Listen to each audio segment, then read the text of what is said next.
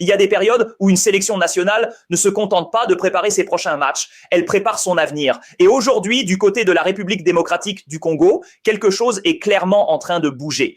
Dans l'ombre des terrains, dans les bureaux de la fédération, dans les échanges avec les familles et surtout dans les démarches administratives, un nouveau chantier prend forme.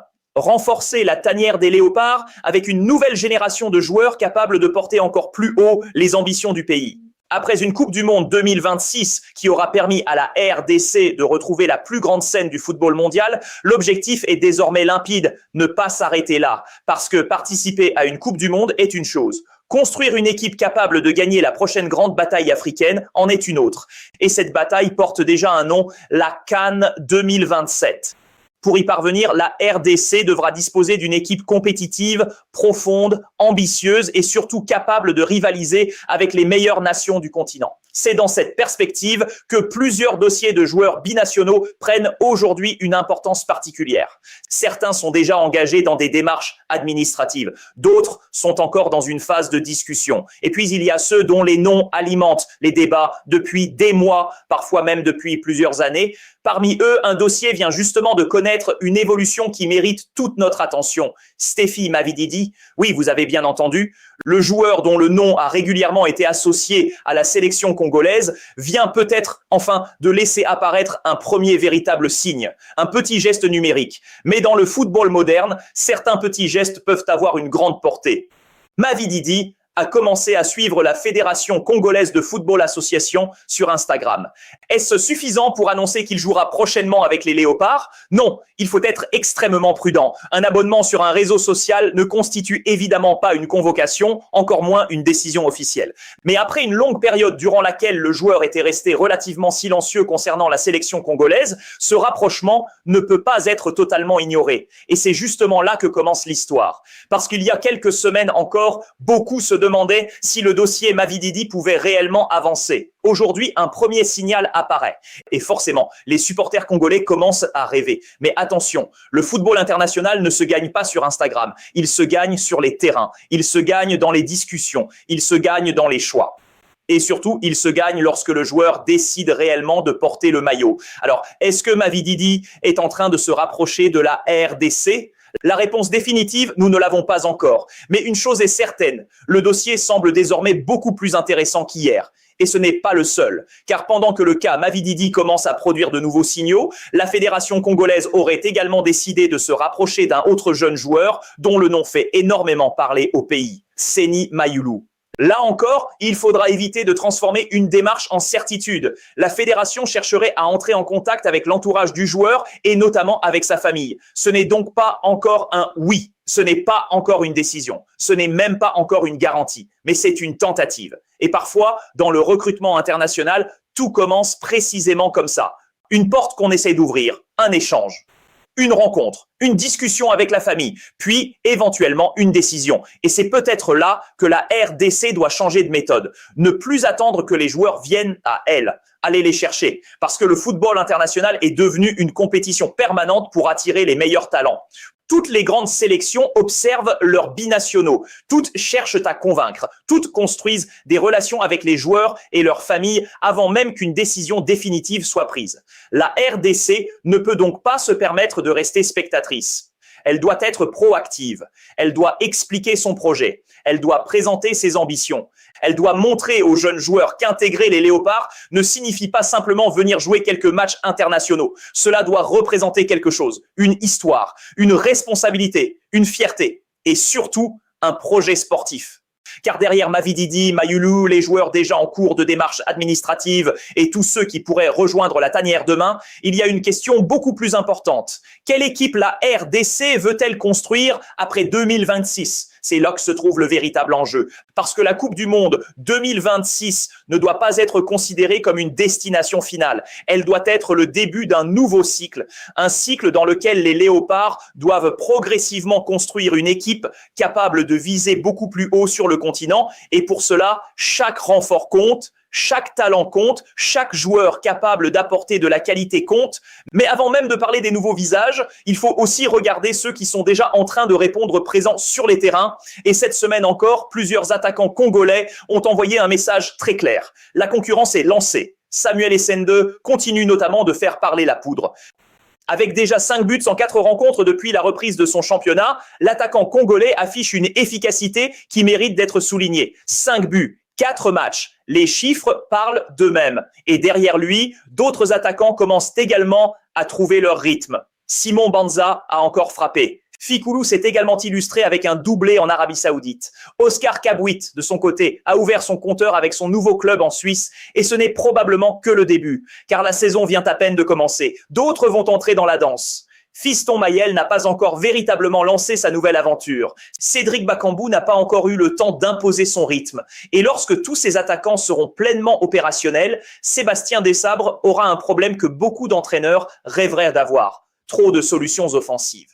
Mais avant d'aller plus loin dans cette bataille pour une place chez les Léopards, il faut également s'arrêter sur un départ important. Fiston Mayele vient de faire ses adieux à Pyramids FC. 3 années d'émotions, de combats, de moments difficiles et surtout de grandes victoires. Le Congolais a tenu à adresser un message aux supporters du club.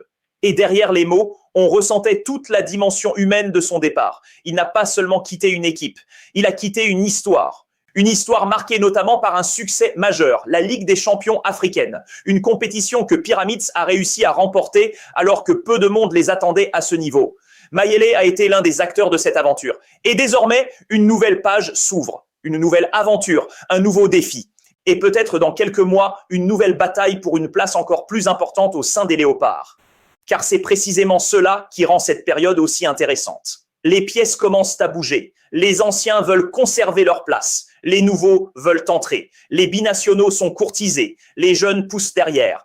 Et pendant ce temps, la RDC regarde déjà vers 2027. La 3e étoile n'est plus seulement un souvenir. Elle est devenue un objectif. La dernière victoire congolaise à la Coupe d'Afrique remonte à 1974. 52 années ont passé. 52 ans depuis que les Léopards ont soulevé pour la dernière fois le trophée continental.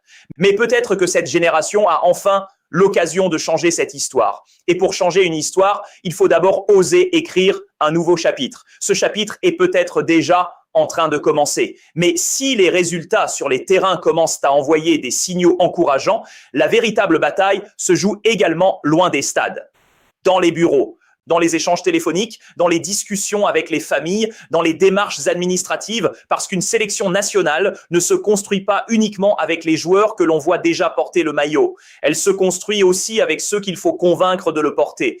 Et aujourd'hui, la RDC semble avoir compris qu'elle ne pouvait plus attendre.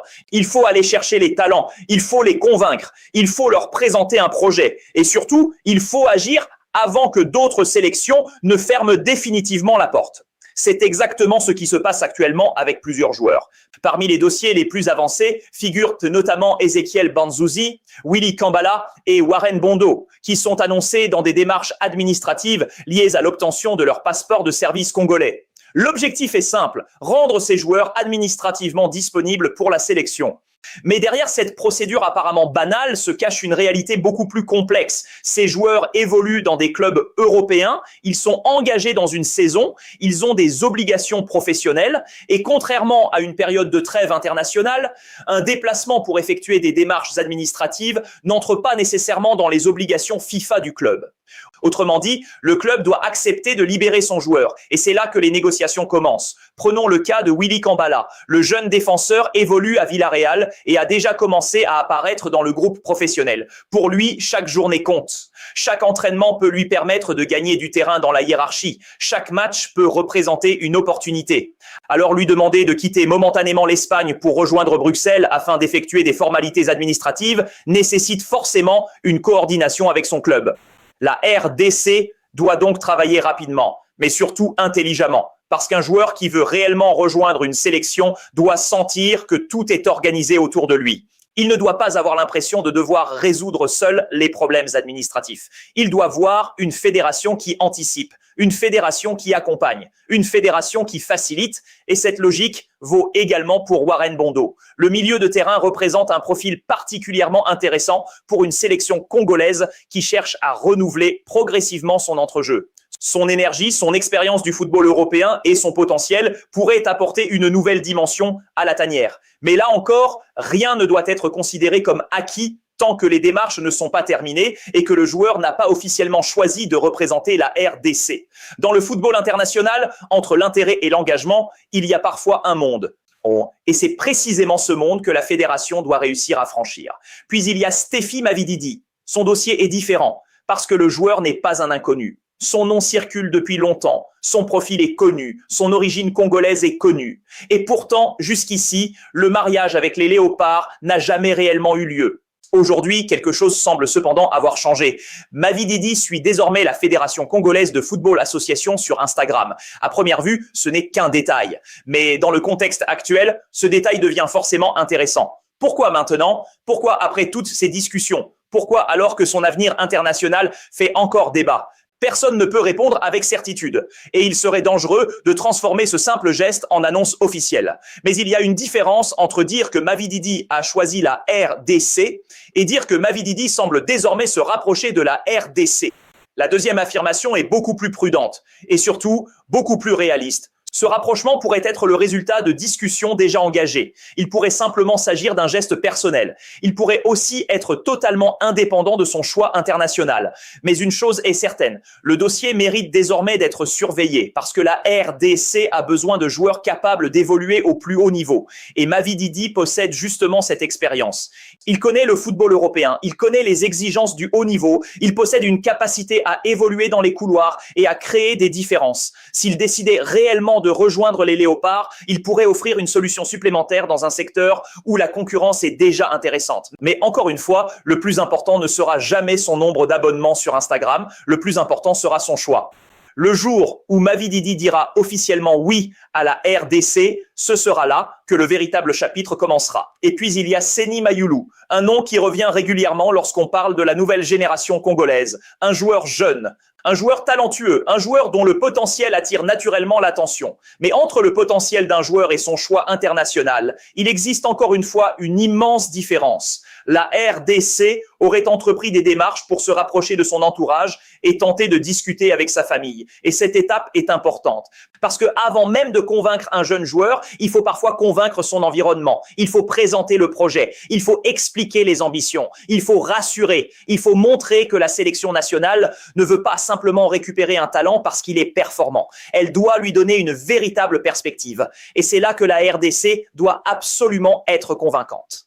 Parce qu'un jeune joueur comme Mayulu regarde forcément son avenir. Il doit savoir où il peut progresser. Il doit savoir quel rôle il peut jouer. Il doit savoir si la sélection compte réellement sur lui. Et surtout, il doit sentir qu'il ne sera pas appelé uniquement parce qu'il possède des origines congolaises. Il faut lui donner une raison sportive de choisir les Léopards. C'est peut-être là la clé de toute cette opération de séduction. Pendant longtemps, les débats autour des binationaux se sont souvent résumés à une question d'identité. Il est congolais, donc il doit jouer pour la RDC. Mais le football moderne ne fonctionne plus comme ça. Un joueur doit être convaincu, il doit être respecté, il doit avoir un projet, il doit sentir qu'il peut écrire une partie de son histoire avec cette sélection. Et surtout, il faut arrêter de considérer chaque joueur comme une obligation. Un joueur n'est pas une dette envers son pays d'origine, c'est un choix.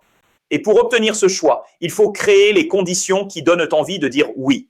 Voilà pourquoi les démarches actuelles sont importantes.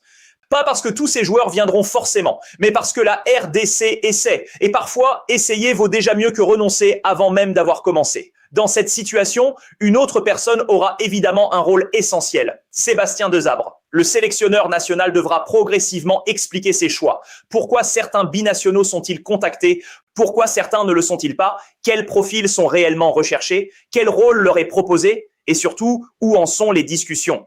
La prochaine trêve internationale pourrait justement être l'occasion d'apporter davantage de clarté parce que les supporters congolais veulent savoir, ils veulent comprendre, ils veulent connaître l'état réel des dossiers, pas les rumeurs, pas les suppositions, pas les informations contradictoires.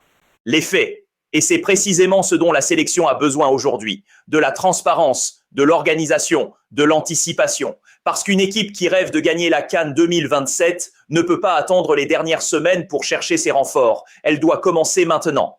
Pendant que les joueurs jouent à leur match en club, pendant que les jeunes progressent, pendant que les recruteurs observent, pendant que les discussions se poursuivent, le futur des Léopards se prépare aujourd'hui. Et pendant que la fédération travaille sur les nouveaux dossiers, une autre bataille se déroule sur les terrains européens. Les attaquants congolais commencent déjà à se signaler. Samuel Essanda a frappé, Simon Banza a répondu, Fikoulou a également trouvé le chemin des filets, Oscar Kabouit a ouvert son compteur, et bientôt, Fiston Mayele et Cédric Bakambu entreront eux aussi dans la course. Alors une question commence déjà à se poser. Qui sera suffisamment fort pour gagner sa place dans cette nouvelle génération des Léopards?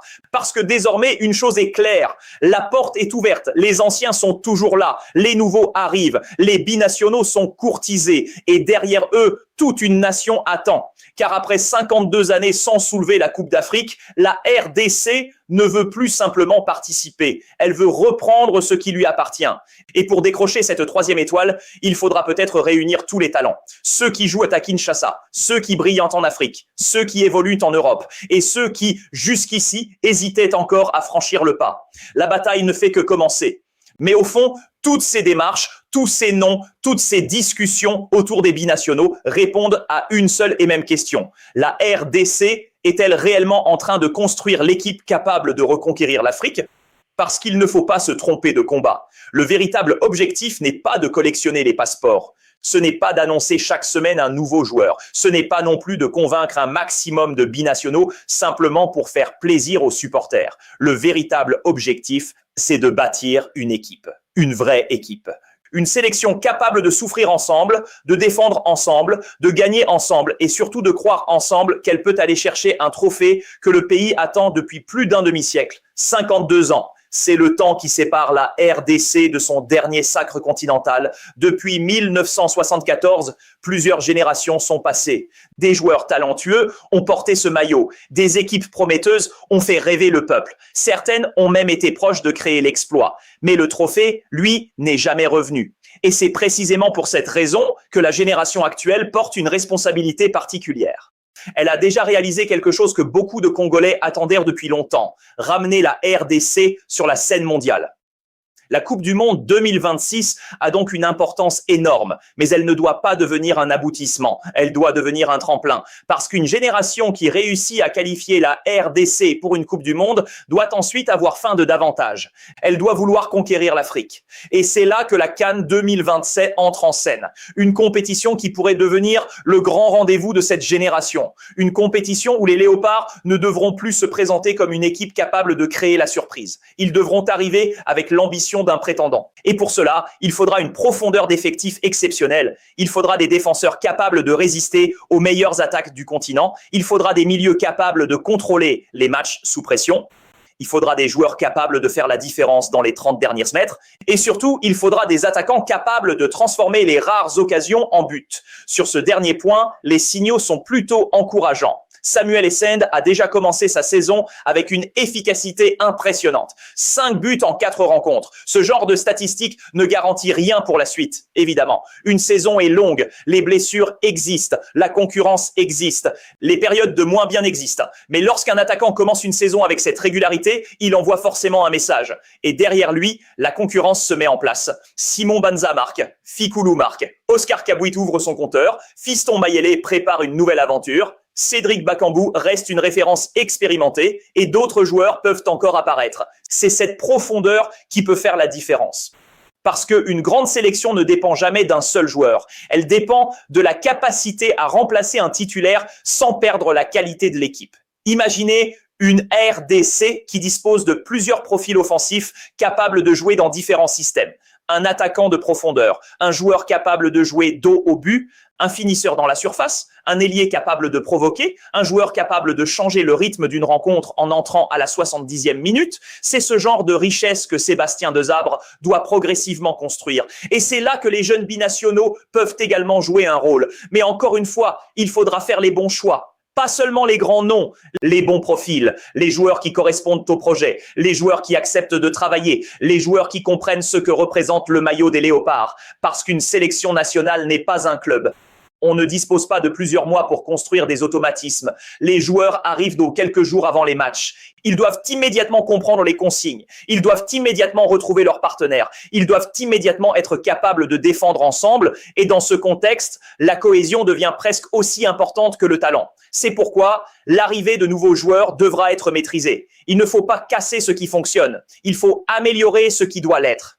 Et surtout, il faut éviter de créer une équipe divisée entre anciens et nouveaux. Le vestiaire doit comprendre que personne n'arrive avec une place garantie. Le maillot doit se mériter. Chaque joueur doit accepter la concurrence. Chaque joueur doit accepter de travailler pour le collectif. C'est comme cela qu'une véritable sélection se construit. Et c'est également là que le rôle de Sébastien Desabre devient déterminant.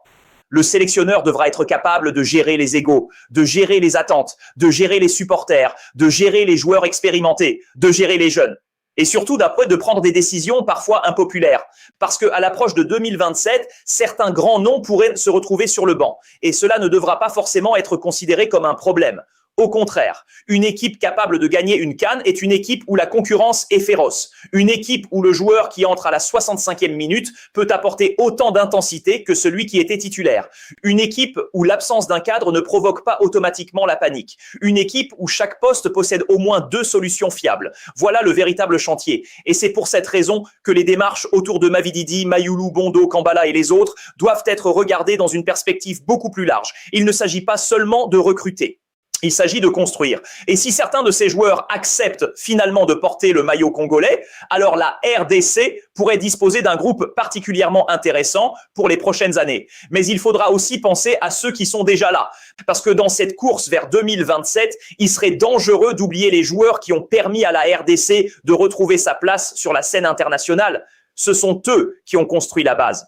Ce sont eux qui ont vécu les moments difficiles. Ce sont eux qui ont connu les critiques. Ce sont eux qui ont porté le poids des attentes. Les nouveaux doivent donc arriver pour renforcer cette équipe, pas pour effacer son histoire. Et c'est peut-être cette combinaison qui peut rendre les Léopards dangereux. L'expérience des cadres, la fougue des jeunes, le talent des binationaux, la confiance des attaquants, la solidité des défenseurs, et surtout, une génération qui commence enfin à croire qu'elle peut écrire sa propre histoire. Parce que pendant trop longtemps, la RDC a regardé les autres soulever les trophées. Elle a regardé le Cameroun, elle a regardé la Côte d'Ivoire, elle a regardé le Sénégal, elle a regardé l'Algérie, elle a regardé le Nigeria. Mais cette fois, le discours doit changer. Il ne faut plus demander si la RDC peut rivaliser. Il faut commencer à demander jusqu'où cette équipe peut aller. Et peut-être même poser une question encore plus ambitieuse. Pourquoi pas la 3e étoile? Pourquoi pas maintenant? Pourquoi pas avec cette génération? Pourquoi pas après une qualification historique pour la Coupe du Monde? Bien sûr, le chemin sera extrêmement difficile. L'Afrique ne fera aucun cadeau. Les grandes nations seront là. Les matchs seront serrés. Les conditions seront difficiles. La pression sera énorme. Mais les Léopards ont déjà prouvé une chose. Lorsqu'ils jouent avec conviction, lorsqu'ils sont organisés et lorsqu'ils croient réellement en leur potentiel, ils peuvent surprendre. Alors maintenant, il faut passer à l'étape supérieure. Il faut transformer le potentiel en constance, la promesse en résultat, l'ambition en réalité et surtout le rêve en trophée. Parce qu'au bout du compte, les supporters congolais ne veulent pas seulement entendre parler de nouveaux joueurs. Ils veulent les voir sur le terrain. Ils veulent voir les Léopards progresser. Ils veulent entendre l'hymne national dans les grandes compétitions. Ils veulent retrouver cette sensation particulière, celle qui accompagne les équipes capables d'aller jusqu'au bout. Et lorsque les nouveaux visages arriveront dans la tanière, ils découvriront une chose que les statistiques ne peuvent pas expliquer. Porter le maillot de la RDC, ce n'est pas simplement jouer pour une sélection, c'est porter l'espoir de tout un peuple, c'est porter une histoire. C'est porter une attente vieille de 52 ans. Et peut-être que cette fois, cette attente pourrait enfin toucher à sa fin. La 3e étoile est encore loin, mais pour la première fois depuis longtemps, les Léopards semblent avoir suffisamment de raisons de croire qu'elle n'est plus impossible. Et si la fédération réussit à finaliser certains de ces dossiers, si les cadres restent performants, si les jeunes continuent de progresser et si Desabre parvient à créer une véritable identité collective, alors attention, parce que cette RDC pourrait devenir l'une des équipes à surveiller de très près dans les prochaines années. La reconstruction est lancée, la relève arrive, la concurrence s'intensifie. Et désormais, une chose est certaine, les Léopards ne veulent plus seulement revenir sur le toit de l'Afrique,